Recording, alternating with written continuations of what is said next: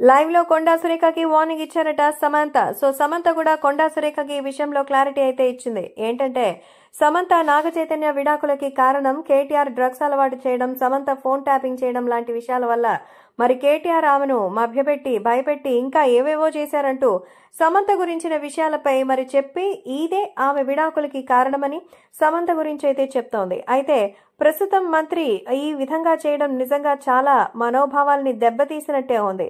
So మంత్రి కొండా సురేఖకి అక్కినేని నాగార్జున ఇప్పటికే legal నోటీసులు అయితే ఇచ్చినట్టుగా తెలుస్తోంది.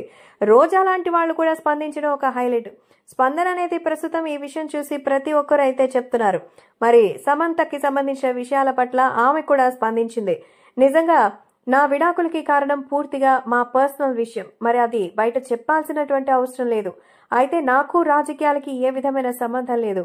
గతంలో నేను చేసినవంతా కూడా ప్రొఫెషనల్ గా చేసినటువంటివి తప్ప ఏ పర్సనల్ ఇంటెన్షన్ నాకు లేదని కొండా సురేఖ గారు లాంటి ఒక ఉద్వేగభరితమైనటువంటి మహిళ, పోరాటం స్ఫూర్తి ఉన్న మహిళ నాలాంటి వాళ్ళ గురించి పర్సనల్ గా టార్గెట్ చేయడం బాగోలేదని, మరి దయచేసి విషయంలో మార్పు రావాలని, నేను ఎటువంటి ఈ రాజకీయాలకు సంబంధించిన వ్యక్తిని కానంటూ సమంత వివరణ ఇచ్చుకునే ప్రయత్నం చేసింది. కానీ ఆమె వివరణ ఇచ్చింది, ఆమె క్షమాపణ చెప్పింది. కానీ సమంత గురించి ఇంకో నోరు మాట్లాడకుండా ఉంటుందా? వారు ఇంకా ఎంత హీనంగా మాట్లాడుతుంటారు. అసలు ఇటీవల అనారోగ్యంతో కోలుకున్న సమంత ఈ డిప్రెషన్ వల్ల మరింత బాధపడితే దానికి కారణం ఎవరవుతారు అంటూ ఫీల్ అవుతున్నారు సమంత ఫ్యాన్స్.